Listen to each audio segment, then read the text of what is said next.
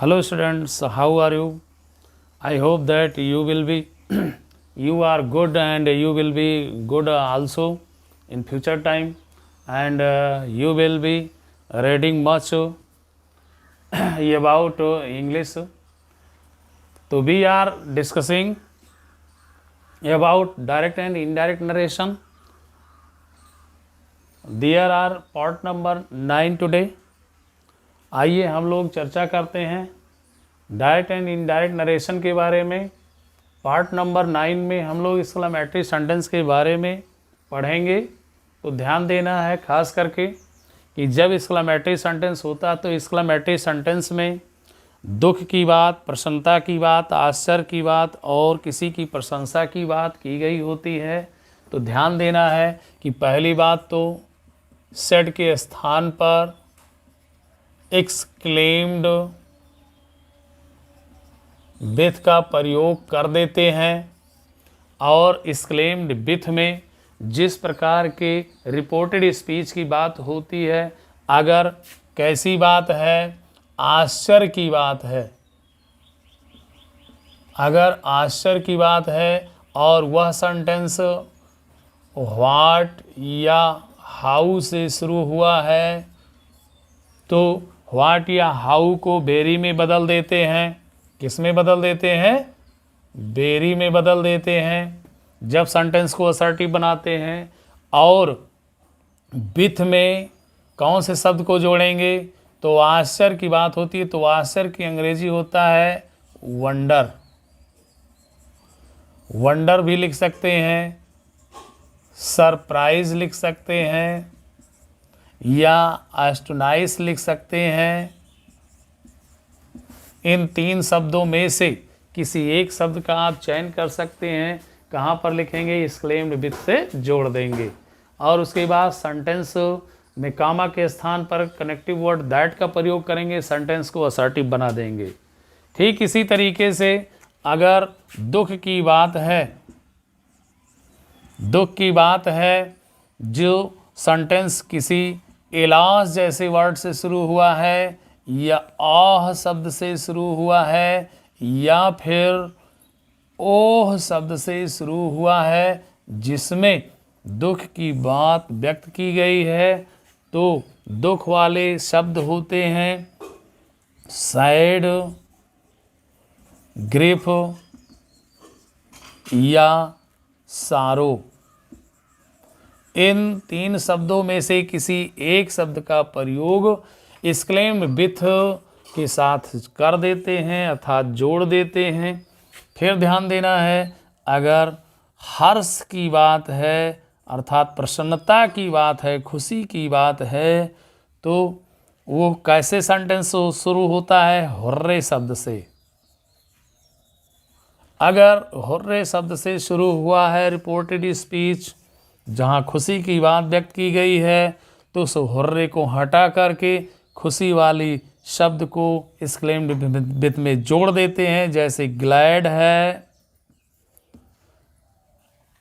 Pleaser है, delight है, बहुत से ऐसे शब्द हैं खुशी के किसी एक शब्द को जोड़ देते हैं। जैसे ब्लाइथसम है, हैप्पी है, चेरी है, बहुत से शब्द हैं। ओके फ्रेंड्स, और अगर मान लीजिए प्रशंसा की बात है, अगर किसी की प्रशंसा की गई है, तो प्रशंसा की होने पर अगर कैसे समझेंगे प्रशंसा की गई है? तो रिपोर्टेड स्पीच ब्रेवो जैसे शब्द से स्टार्ट होता है, यानी वाह, इसका अर्थ होता है वाह, यानी शाबाश। कोई इसकी प्रशंसा किया है तो शाबाश कह रहा है, वाह कह रहा है, तो इसे हटा करके और एक्सक्लेम्ड विथ में क्या जोड़ देंगे? प्रशंसा करने की अंग्रेजी चाहे एडमायर कर देंगे या एप्रिशिएट कर देंगे, या फिर प्रेज लिख देंगे। इन सभी का अर्थ क्या होता है? प्रशंसा करना।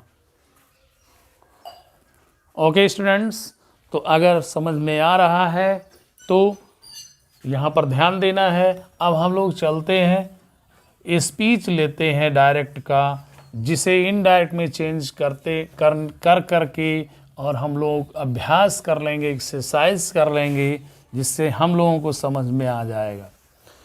तो क्या पढ़ रहे हैं? एक्सक्लेमेटरी सेंटेंस आज, तो इसलिए हम लोग एक्सक्लेमेटरी सेंटेंस के बारे में ही सेंटेंस लेंगे। डायरेक्ट स्पीच, तो डायरेक्ट स्पीच में है कि जैसे Ram said to me, Ram ने मुझसे कहा,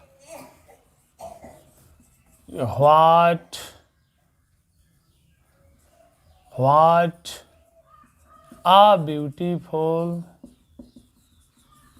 फ्लावर इज, कामा क्लोज कर दीजिए। यहाँ पर बड़े आश्चर्य की बात कहा है, व्हाट से कहा जाए या अगर हाउ से स्टार्ट हो जाए तो व्हाट या हाउ का सेंस लिया गया है कितना।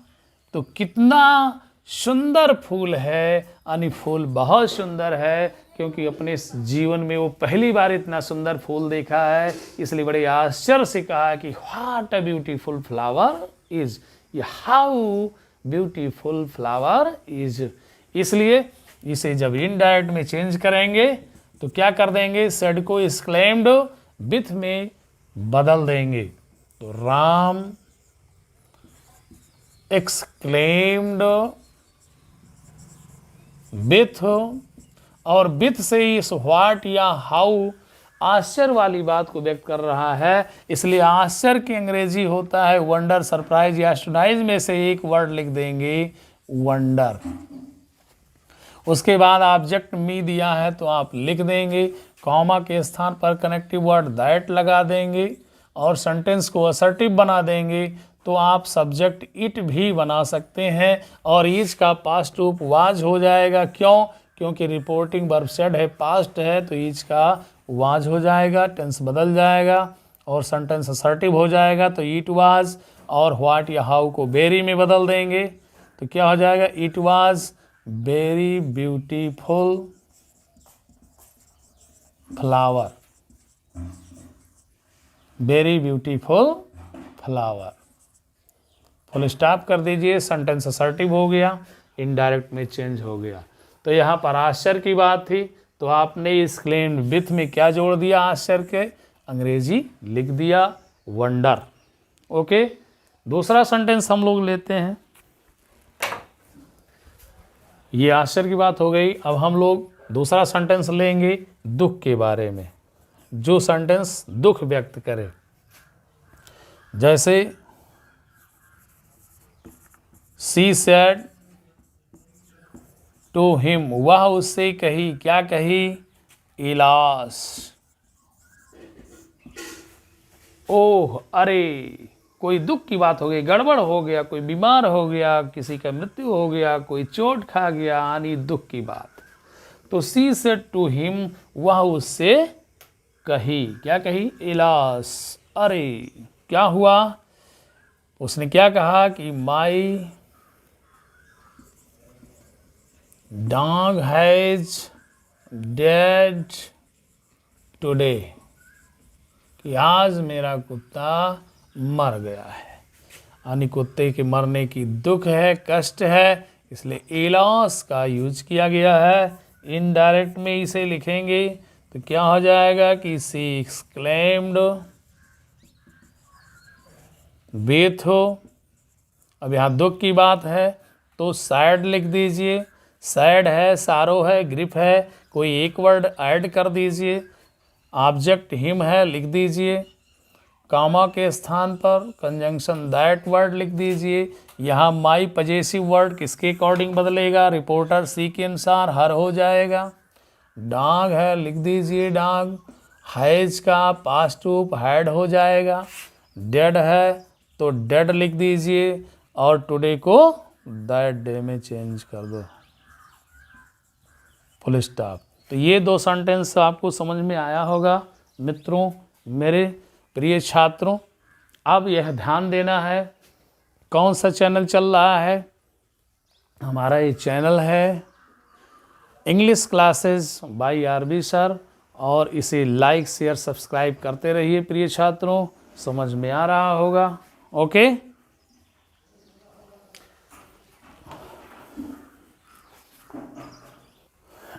अब हम लोग सेंटेंस लेंगे प्रसन्नता के बारे में, जो प्रसन्नता प्रकट करे ऐसे रिपोर्टेड स्पीच हों, जैसे मोहन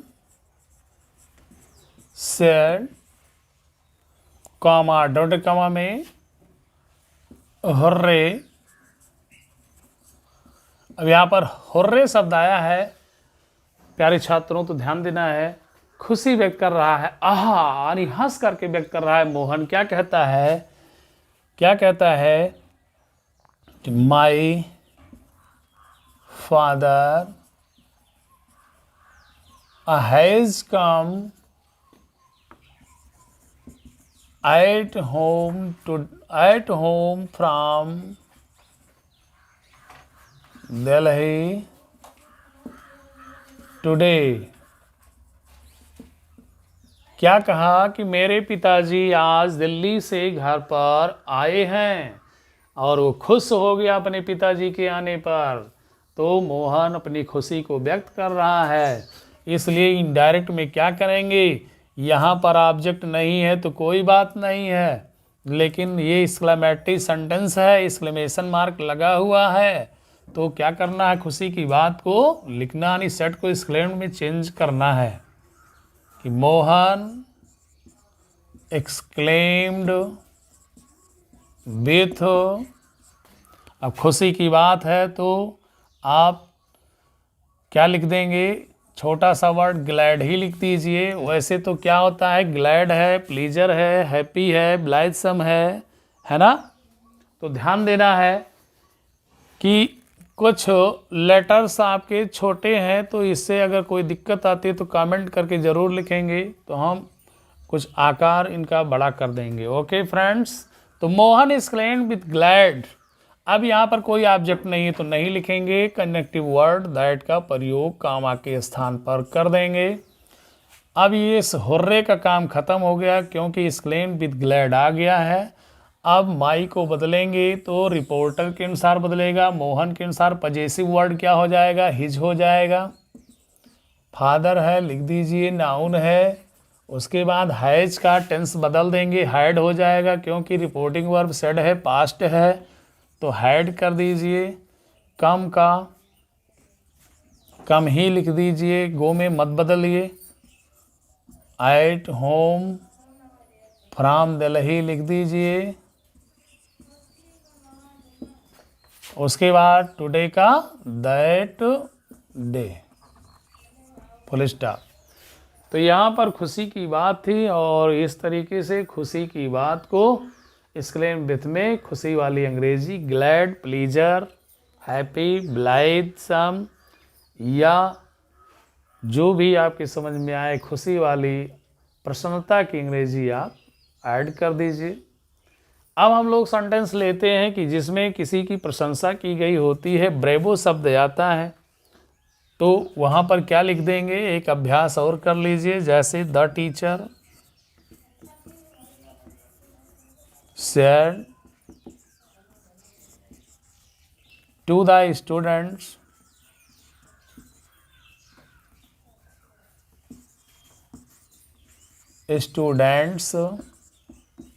कॉमा डोंट कॉमा में,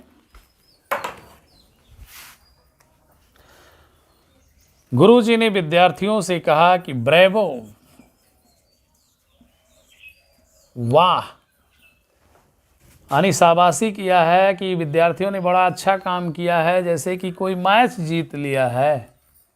तो क्या कहा कि यू हैव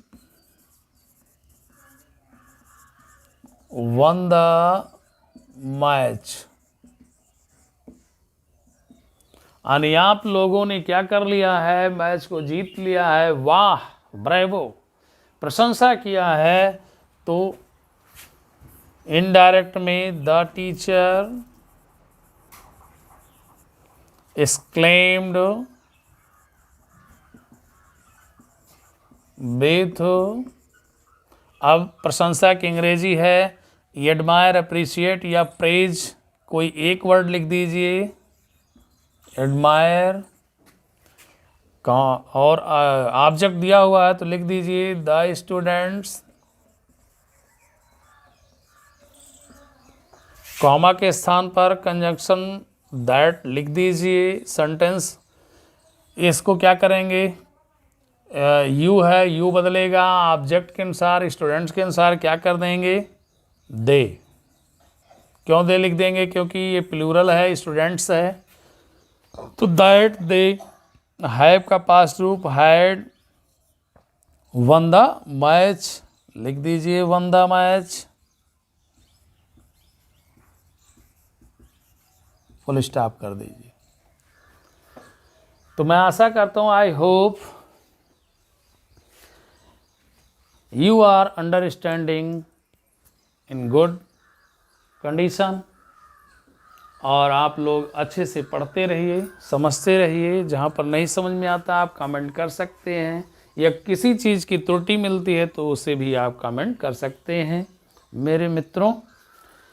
तो एक बार मैं फिर आपसे कहूँगा, निवेदन पूर्वक कहूँगा कि पढ़ते रहिए, लेकिन लाइक, सब्सक्राइब और शेयर ज़रूर करते रहिए चैनल को, मेरे इस चैनल को। मेरे चैनल का नाम है, एक बार मैं फिर से कहता हूँ कि English classes by RB sir, ये मेरे चैनल का नाम है, और सब्सक्राइब ज़रूर कीजिए मेरे छात्रों। Okay, thanks.